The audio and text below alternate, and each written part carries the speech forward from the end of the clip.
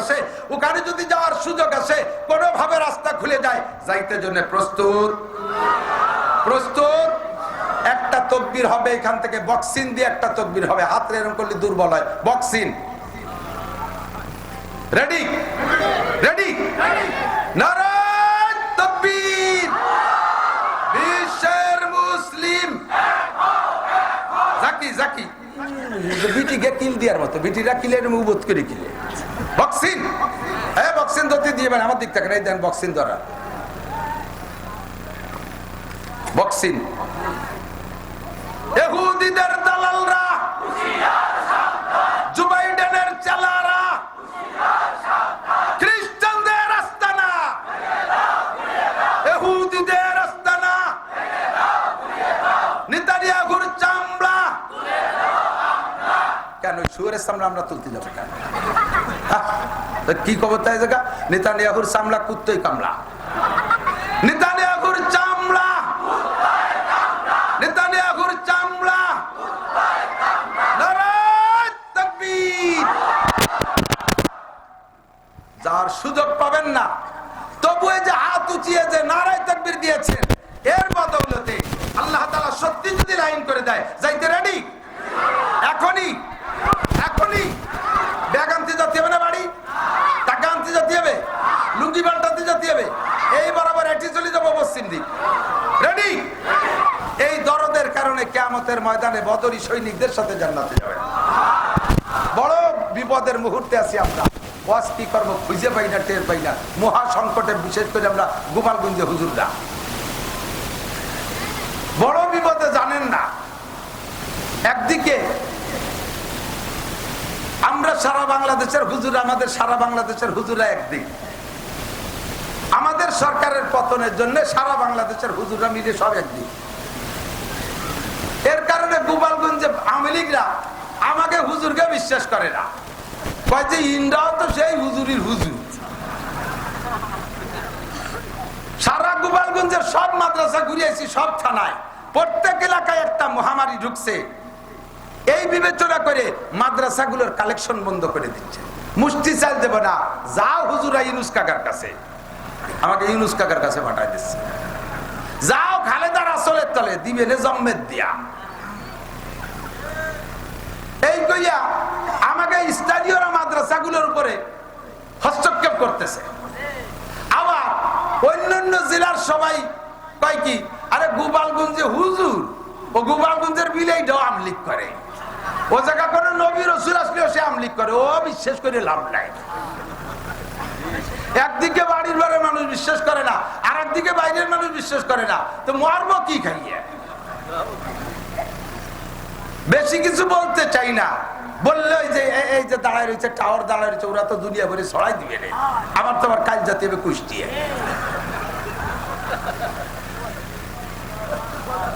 কি করবো, মহাবিপদে আছি। লোটাক বাটুস্কুট নবী আলাইহিস সালাম মক্কায় ছেলে মদিনায় গেছে, মক্কার মাটির টান জীবন ভরে হুজুরের বুকের মধ্যে ছিল। কথা কোন ঠিক না? মদিনায় যায় আল্লাহর হুকুমে, ফিরে ফিরে মক্কার দিক তাকায়। আবার 10 বছর পরে, আবার 10 বছর পরে সেই মক্কা ভূমিতে হুজুর চলেও আসছেন, বিজয় করছেন, কিন্তু জীবনের শেষ কাটাইছে মদিনায়। হিজরতের মর্যাদা আলাদা সেই হিসাবে। মাতৃভূমির টান সবাই থাকে। আমরা হুজুররা কমই মাদ্রাসা চালাইতেছি, আপনারা আমাদেরকে রাজনৈতিক দিক দিয়ে কোনো ভাগাভাগি করেন না, ভাগাভাগি করেন না। যারা যেখানে এসে যা করতেছে করুক, আমরা গোপালগঞ্জের ওলামায়ে কেরাম যে অবস্থানে আছি, অন্য জেলার ওলামায়ে কেরামরা আমাদের অবস্থানটা জানে, আমরা সেভাবে আছি, আমরা আপনাদের সাথে আছি। আজকে আমাদের পর রাগ কইরা, আমাদের নানান অপবাদ দিয়ে তাড়াই দিলেন, চলে গেলাম। আপনার আবার একদিন সুদিন আসবে, সেই দিন যদি কোনোদিন আসে, সেই দিন এই মাদ্রাসাগুলো চালাবে কিনা? আমাদের প্রতিষ্ঠান আমাদের চালাইতে হবে। আমরা উলামায়ে কেরামকে, ধর্মীয় কোনো একটা অংশকে নিন্দা ধিক্কার দেব না। ঠিক আছে তো ইনশাআল্লাহ? আপনারা থাকবেন মিলেমিশে, আল্লাহ তাআলা তৌফিক দান করে। কোরআন শরীফের ভিতরে যে বিষয়গুলো সবচেয়ে বেশি আলোচনা, তার দুইটা তিনটে বললাম। 3 নম্বর একটা বিষয় হলো, সেটা হলো আল্লাহ পাক রব্বুল আলামিন 62 বার আলোচনা করেছেন, সেটা হলো তাকওয়া। তাকওয়া সংক্রান্ত 2-3টা আয়াত আমি পড়েছি, মাত্র তার তরজমা বলে দোয়া করে দেবো, বিরক্ত করব না আপনাদেরকে। আল্লাহ পাক রব্বুল আলামিন বড় মহব্বতের সাথে ডাক দিয়ে আপনাদেরকে বলেন, ইয়া আইয়ুহাল্লাযীনা আমানুত্তাকুল্লাহ। এ যুবক আমার দিক, হে অন্ধ জগতের অটল বিশ্বাসী পাগলরা, আপনাদেরকে আল্লাহ তাআলা অন্ধ জগতের অটল বিশ্বাসী পাগল বলে ডাক দিয়েছেন। বলেন আলহামদুলিল্লাহ। দুনিয়ার নাম অন্ধ জগৎ, কারণ এ জায়গা বসে আখিরাত দেখা যায় না, এ জায়গা বসে আল্লাহকে দেখা যায় না, এ জায়গা বসে জান্নাত দেখা যায় না, এ জায়গা বসে জাহান্নাম দেখা যায় না, এখানে বসে ফেরেশতা দেখা যায় না, পুলসিরাত দেখা যায় না, জান্নাতের নাজ নিয়ামত দেখা যায় না, জাহান্নাম দেখা যায় না। কাজেই দুনিয়াটা হলো অন্ধ জগৎ। এই অন্ধ জগতে বসে আমরা অটল বিশ্বাসী। কেমন বিশ্বাসী? আমার যুবক, বহুত যুবকরা আছে, নামাজ পড়ে না, কালাম পড়ে না, মদ গাঁজা ইয়াবা ফেনসিডিল খায়, আবার মাঝে মাঝে দুর্গা পূজা, কালী পূজা, সরস্বতী পূজা, লক্ষ্মী পূজায় যাইও সে জায়গা উদ্বোধন করে দিয়ে আসে, তাকে সাথে সহযোগিতা করে। অথচ এই মুসলমানের যুবক, মুসলমানের সন্তান, তার সামনে যদি বিশ্ব নবীকে কেউ গালি দেয়, আল্লাহর কোরআনের সাথে যদি বেয়াদবি করে, ওই যুবকের দেহের ভিতরে 1 ফোঁটা রক্ত থাকতে তার প্রতিশোধ না নিয়ে বাড়ি ফিরবে? জোরে বলেন, ফিরবে? কাজেই আপনি অন্ধ জগতের অটল বিশ্বাসী এবং আপনি পাগল। দুনিয়ার সব নাজ নিয়ামত ছেড়ে দিয়ে, দুনিয়ার ভোগ বিলাস ছেড়ে দিয়ে এক আল্লাহকে ধরে বসে আছেন, যার কারণে নানান নিন্দা মন্দ শুনতেছেন, অনেক শক্ত মন্দ আপনি সহ্য করে যাচ্ছেন, দুনিয়ার অনেক ভোগ বিলাস থেকে বঞ্চিত হচ্ছেন, একমাত্র আখিরাতকে বিশ্বাস করে। যেটা পাগলের স্বভাব, পাগল তার বাড়ি 10 তলা দালান ফেলাই তুইয়া রাস্তায় যে মাটিতে গড়ি খেয়ে বেড়ায়, দুনিয়ার সমস্ত ভোগ বিলাস ফেলে দিয়ে পাগলেও যা করে আপনারাও তাই করেন। আল্লাহ পাক আপনাদেরকে অন্ধ জগতের অটল বিশ্বাসী পাগল বলে ডাক দিয়ে বলেন, ইত্তাকুল্লাহ, ইত্তাকুল্লাহ। বড় একটা দামি কথা, ইত্তাকুল্লাহ। ভয় করো কাকে? আরে ভয় করবো কাকে? লা নাকাবু আহাদান ইল্লাল্লাহ। আল্লাহ ছাড়া কেউকে ভয় করব? দুনিয়ার অনেককে ভয় করি, আগুনরে ভয় পাই। কেন? পোড়াইয়ে মেরে ফেলবে। আগুনের ভিতরে পড়ে গেলাম, পুড়িয়ে গেলাম, মরে গেলাম। মরার পরে কে আর আগুনরে ভয় করা লাগে? দুনিয়ার আগুনরে। এরে সাপরে ভয় পাই, কেন? ও কামড় দিলি মরে যাব, আচ্ছা দিয়েই দিল কামড়, মরিও গেলাম। মরার পরে কে আর ওই সাপরে ভয় করা লাগে? বাঘরে ভয় পাই, কেন? ও ধরে ছিঁড়ে বুড়ে খেয়ে মেরে ফেলবে, আচ্ছা ধরাই পড়ে গেলাম বাঘের কাছে, ছিঁড়ে বুড়ে খেয়ে মেরে ফেললো আমাকে, আর কি ওই বাঘরে ভয় পাওয়া লাগে? এ সমস্ত ভয় সাময়িক, এ সমস্ত ভয় সাময়িক। পুলিশে ভয় পায়, ধরে জেলে দেবে, আর সরকারে ভয় পায়, মামলা দিয়ে আটকায় দেবে, এটা কিছুক্ষণের জন্য। কিন্তু ভয় পাও ওই আল্লাহকে, যেই আল্লাহকে ভয় পাওয়া লাগবে কিয়ামত পর্যন্ত নয়, শুধু অনাদি অনন্তকাল তার সামনে দাঁড়িয়ে। এ আমার প্রাণ প্রিয় যুবক, আমার মুরব্বী বাবারা, 4টি প্রশ্নের জবাব আল্লাহর সামনে দাঁড়ায় দিতেই হবে। কথা বলেন, হবে কি হবে না? দুনিয়ার মানুষের সামনে মানুষের জবাব দিতে তাই আটকে যায়। বর্তমানে কি জবাজবি চলতেছে তা জানি না, কয় কারে কিরম ধরে ধরে কিভাবে আটকায়, কি জিজ্ঞেস করতেছে জানি না। বাকি 16 বছর আগে ফখরুদ্দিন, ইয়াজউদ্দিন, মঈনুদ্দিন সরকারের সময় মনে আছে নাকি মুরব্বীকে? এ দল ও দল, আমলিগ, বিএনপি সব দলের বড় বড় নেতাকে ধরে ধরে আটকাইছে, মেলা কিছু জিজ্ঞেস করে নাই। আরে যাদেরকে আটকাইছে ফখরুদ্দিন সাহেবকে, তাদেরকে জিজ্ঞেস করছে, মিয়া জীবনে কয় ওয়াক্ত নামাজ কাজা করছে, তাই কয়ে যাও, এই জিজ্ঞেস করছে। গত রমজানে রোজা রাখো নাই কে? ফখরুদ্দিনকে তাই জিজ্ঞেস করছে। কয়টা হজ ফরজ হয়েছে তা করো নাই কে? এ জিজ্ঞেস করে নাই। বোরকা পরিস নাই, পরে নাই কে তোর বউ? এ জিজ্ঞেস করে নাই। আপনি কেন কাঁচাই দিয়ে ইরিদান লাগাইছেন? তা জিজ্ঞেস করে নাই। আপনি কেন সুদ খাইছেন? তা আপনারা জিজ্ঞেস করে নাই। আপনি কেন কি বলা হয় পরের মাথায় বাড়ি মারছেন? তা আপনারা জিজ্ঞেস করে নাই। সব নেতাকে একটা মাত্র প্রশ্ন করছে, আন মালিহি মিন আইন ইকতাসাবা ফিমা আনফাকা। সিরাগঞ্জি ভাঙ্গা সুটকেস নিয়ে ঢাকা আসলে, আর পরে বিশাল ভবনের মালিক হয়ে গেলে, এই যে কোত্থেকে হইলা, আসলে তুমি রিক্সা চালাইতে, আসার পরে তুমি শিল্পপতি হয়ে গেলে, আসলে তুমি গার্মেন্টসের চাকরিজীবী হইয়া, আসার পরে তুমি কোটিপতি হয়ে গেলে, এই টাকা কোত্থেকে পাইলা? মাত্র 1 টাকার হিসাব নেছে। কথা বলেন ঠিক কি ঠিক না? আর সমস্ত এ দল ও দল, সব দলের নেতারা একটা হিসাব দিতে যে ধরা পড়ে গেছে, মালিকের সামনে 4টি প্রশ্নের জবাব দেওয়া লাগবে। আন উমরিহি ফিমা আপনা, আন উমরিহি ফিমা আপনা। আপনার 70-80 বছরের জীবন কোথায় কতটুকু কাটাইছেন একটু কয়ে যান। সাহস আছে কোন বাপের বেটার? পারবেন বলতে? আমি পারবো না, আমি জবাব দিতে পারবো না। আমার জিন্দেগির হিসাব আমি দিতে পারবো না, কারণ আজকে বৃহস্পতিবার, গত বৃহস্পতিবার সকালে কি খাইছি সেই সেটা মনে নাই। আছে? আর এই 70-80 বছরের হিসাব আমি কিভাবে দেব? এই হিসাবের ভয়ে আমি আল্লাহকে ভয় পাই। সিদ্দিকা আয়েশা বলে, হুজুর আমরাও কি হিসেবে আটকে যাব? হুজুর বলেন, আয়েশা মানহুসি বা নৌকেশা, বিনা হিসাবে পার হতে পারো নাকি চেষ্টা করো, হিসাবের কাঠগড়ায় দাঁড় হবে যে সেই বিপদে পড়িয়া যাইবে, বিনা হিসাবে পার হতে পারো নাকি তাই দেখো। ইত্তাকুল্লাহ, ভয় পাও আল্লাহকে, ওখানে দাঁড়িয়ে তোমাকে হিসাব দেওয়াই লাগবে। দোস্ত, যারা বিমানে চড়ছেন তাদের সাথে আমার একটা আলাপ করতে সহজ হবে। বিমানে উঠতে গেলে ইমিগ্রেশন আছে, ইমিগ্রেশন না? বিমানে যারা উঠছে, হাজি সাহেবরা তো অবশ্যই জানে, বিদেশ করছেন তারা জানে। ইমিগ্রেশনের 4টি ইমিগ্রেশন। কয়টা? 1 নম্বরে পাসপোর্ট ইমিগ্রেশন, আপনার পাসপোর্ট সহি কিনা বিদেশ যাইতে গেলে। 2 নম্বরে আপনার টিকিট ইমিগ্রেশন, ঠিক আছে কিনা। 3 নম্বরে আপনার ব্যাগেজ, মাল ব্যাগেজ ইমিগ্রেশন, লাগেজ ইমিগ্রেশন, ওর ভিতরে অবৈধ কিছু আছে কিনা। 4 নম্বরে আপনার বডি ইমিগ্রেশন, দেহের মধ্যে কিছু নিয়ে যাচ্ছেন নাকি। অনেকে বলে পেট ভরে সোনা খাইয়ে আইছে, বাংলাদেশে পায়খানা করে সেই সোনা বেচে। সুবহানাল্লাহ। আমি একবার এই ইমিগ্রেশনের দ্বারা পড়ে গেছি, আল্লাহু আকবার। পাসপোর্ট ইমিগ্রেশন, মালয়েশিয়া যাওয়ার সময় পাসপোর্ট ইমিগ্রেশনে ওকে, টিকিট ইমিগ্রেশনে ওকে, লাগেজ ইমিগ্রেশনে ওকে, লাস্টে যে বডি ইমিগ্রেশনে ধরা পড়ে গেছি। মেশিনের ভিতরে দাঁড়াই, অমনি রিং করে ওঠে, লাল বাতি জ্বলে। যারা ইমিগ্রেশন করতেছে সবই আমার ওয়াজের শ্রোতা, ওরাও লজ্জা পাচ্ছে। কি হলো, হুজুরের বডির মধ্যে কি আছে? সব কিছু খুলে মুলে দিয়ে দিছি, পকেটে যা যা আছে সব, তারপরও রিং করে। এখন আমি লজ্জা পাচ্ছি, ওরাও লজ্জা পাচ্ছে, ওরাও ধরতে পারে না কোন জায়গা কি আছে। নিজেও আগাগুলা সব জায়গায় যা দূর হাত দিয়ে যায়, টুয়াইটায় দেখলাম কোন জায়গায় কিছু নাই। কি করবো, লজ্জায় পড়ে গেছি। এর মধ্যে একটা মহিলা ফেরেশতা আইছে, মহিলা আইছে একজন, ও কি যেন একটা মেশিন আইলিয়া আমার দিকে এরকম ধরে একটা চাপ দিল, কয় যে হুজুর আপনার এই বুক পকেটের ভিতরে একটা পকেট ডায়েরি আছে, ওর ডায়ালের মধ্যে দেখেন এখন বেলেট আছে। সদস্য অবস্থায় বুঝবো কিভাবে এই মারে ফাথল আমার এই জায়গার বেলেট আছে।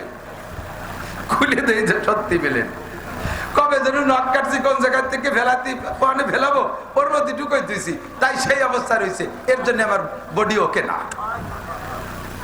দুনিয়ার মানুষের কাছে যদি এরকম ইমিগ্রেশনে ধরা পড়ে যেতে হয়, আল্লাহ পাক রব্বুল আলামিনের কুদরতি মেশিন। ও যুবক, হাইছে উড়াই দিস না। কবে কোন বাগানে দাঁড়ায় গাঁজা খাইছিস, কোন কলেজের পিছনে দাঁড়ায় দুইজন হাসাহাসি করেছিস, সেদরা সেদরি করছিস, রাত 12টা 1টার পরে কম্বলের তলে যাইয়া ফেসবুক দেখছিস, সব কিন্তু ইমিগ্রেশনে ধরা পড়ে যাবে। ধরা পড়বে। আর উমরিহি ফিমা আফনা, 4 ইমিগ্রেশনের পরে তারপরে তোমাকে বিমানের গাড়িতে কইরা বিমানে উঠতে দেবে। এটা যদি হয় দুনিয়ার ইমিগ্রেশন, আল্লাহর কাছে তোমার 4টি ইমিগ্রেশনের 1 নম্বর ইমিগ্রেশন আন উমরিহি ফিমা আফনা কারহাবা কালকে ইয়ারি জুমলা রাজ বা খুদা তাদবীর ও হিলা কায়রাবাস। দুনিয়ার সবকিছু সুন্দর, তোমার আখিরাত অসুন্দর কেন? এই এলাকায় কত আলেম ওলামা, আমি তো ছোটবেলায় পড়ে গেছি, আজ থেকে প্রায় 36, 38, 37 বা 40 বছর আগে পড়ছি, কাফিয়া পড়ে গেছি এখানে। সেই সময় দেখতাম এই এলাকার মাদ্রাসার ছাত্ররা বাড়ি বাড়ি ছাত্রদেরকে লজিংই খানা খাইতে যাইয়া লজিংই পড়ায়। তাহলে এতদিন পর্যন্ত যদি পড়ায়, তাহলে এই এলাকার কোনো মানুষ কোরআন শরীফ শুদ্ধ করে পড়তে বাকি থাকে না। তো এত হুজুরের মধ্যে তোমার কোরআন শরীফটা পড়া শুদ্ধ না কেন? এত হুজুরের মধ্যে তোমার নামাজটা সুন্দর না কেন? এত হুজুরের মধ্যে তোমার দোয়া কুনুতটা সুন্দর না কেন? এত হুজুরের মধ্যে তুমি ইকামত দিতে পারো না কেন? এত হুজুরের মধ্যে থেকে তুমি আজান দিতে দিশে পাও না কেন? এত হুজুরের মধ্যে দোয়া মাসুরাটা কেন শেখো নাই? এত হুজুরের মধ্যে থেকে দাড়িটা রাখা শিখিস নাই কেন? এত হুজুরের মধ্যে থেকে তার চুলির অবস্থা কেন? তুই কুত্তো সুরা দিয়ে একেবারে গাঢ় সাইসি বেলায় দিচ্ছি, উপরে যাই আবার সাইডে মেসি কাটিং রেখে দিছিস। গোটা জীবনের হিসাব দেওয়া লাগবে, লাগবে। 2 নম্বরে আন শাবাবিহি ফিমা আবলা, বিশেষ করে ভয় কেন পাবো আল্লাহকে? আল্লাহর সামনে দাঁড়ায় হিসাব দেয়া লাগবে, আল্লাহর সামনে দাঁড়ায় হিসাব দেয়া লাগবে। আরে ফখরুদ্দিনের সামনে না, আরে ডক্টর ইউনূসের সামনে না, আরে ইয়াজউদ্দিনের সামনে না, মঈনুদ্দিনের সামনে না, শেখ হাসিনার সামনে না, খালেদা জিয়ার সামনে না। এ সব গোষ্ঠী যুদ্ধ আটকে যাবে আমাদের চাইতে আগে। আমাকে আপনাকে জবাব দেয়া লাগবে, যৌবনকালটা কোথায় কাটাইছো কয়ে যাও। যৌবনকালে যা করা যায় বৃদ্ধকালে তা করা যায় না। যৌবনকালে ইচ্ছে করলে শেষ রাত্রে, শীতের রাত্রে উঠা ঠান্ডা পানিতে গোসল করে তাহাজ্জুদ পড়া যায় ফজর পর্যন্ত। কতক্ষণ? আর বুড়ো হয়ে গেলে ওক্তের অজু তাই ওক্তে বানাতে জান্ডা বেরোয় যায়। গরম পানি দিয়ে অজু বানায় দেয়। শীতকালে এই হাত দুই এই হাতের দ্বারে আসতে এসে এই হাত প্যারালাইসিস হয়ে যায়, ভেঙে নিয়েছি যে তাড়াতাড়ি জ্যাকেট গায়ে দিয়ে দেয়। কতক্ষণ? বুড়ো হয়ে গেলে যৌবনকালে তুমি সকাল 9টায় গোসল করছো, গোসলেরও যদি ঈশার নামাজ পড়ে শুতে পারো, এমন সুন্দর সুন্দর স্বাস্থ্যওয়ালা ছেলেরা আছে। তবে আশা করি ইদানিং নাই, সবগুলো শেষ হয়ে গেছে, সব ডিলে হয়ে গেছে, সব ডায়াবেটিস। 16-18 বছরের পুলাপান ডায়াবেটিসের রুগী, 3 বাইরে 8টি গেলে ফতে 4 বার পেশাব করা লাগে। তবে যদি স্বাস্থ্য ভালো থাকে 9টার গোসলেরও যদি হিসাব করতে পারো। আর বুড়ো মানুষ এক ওয়াক্তের নামাজ, এক ওয়াক্তে 3 প্রকারের নামাজ পড়তে 3 বার ওযু বানানো লাগে। চোখের সামনে দেখছি, আমার আব্বা খুব শক্তিশালী মানুষ ছিল, ওযু বানায় গেছে মসজিদে, জোহরের নামাজ 4 রাকাত সুন্নত পড়ার পর যে তলপেট চিপে ধরে বের হয়ে যাচ্ছে। আব্বা ফরজ পড়বেন না? কয় না, পেশাব করি আসি। পেশাব করে এসে ফরজ পড়ছে, আবার তাহা গেল না মসজিদে, আবার এক জাড়ি দিয়ে বারোই যাইয়া আবার পেশাব করে ওযু বানায় এসে 2 রাকাত সুন্নত পড়া লাগে। এক ওয়াক্তের 3 প্রকারের নামাজ পড়তে 3 বার ওযু করা লাগে। আর যৌবনকালে সকালেও যদি ঈশার নামাজ পড়া যায়, কাজেই যৌবনকালের মেশিনের কাছে আল্লাহ পাকের দাবি বেশি। শাবাবিহি ফিমা আবলা, যৌবনকালটা কোথায় লাগাইছো বলে যাও।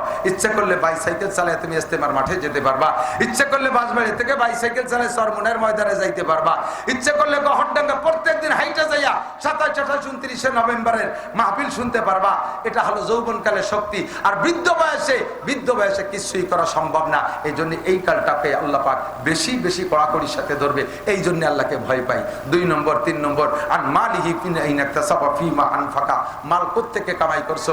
মোটা মোটা টাকা কামাই করে বাংলাদেশের সোকালারা ভাত পায় না, বাংলাদেশেতে টাকা নিয়ে কানাডা বিল্ডিং বানাইছে। এ কথা কয় না? বিল্ডিং কোন জায়গা বানাইছে? কানাডা। সোকালারা ভাত পায় না, কানাডা বিল্ডিং বানাইছে। যা থাকছে কানাডার বিল্ডিং এর ভিতরে, খালি আমলিগালাকে দোষ দেয়া। যে সময় যারা সুযোগ পায় তারাই সে কানাডা বিল্ডিং বানায়। কথা কোন ঠিক ঠিক না? সাবধান, সতর্ক থাকতে হবে দোস্ত।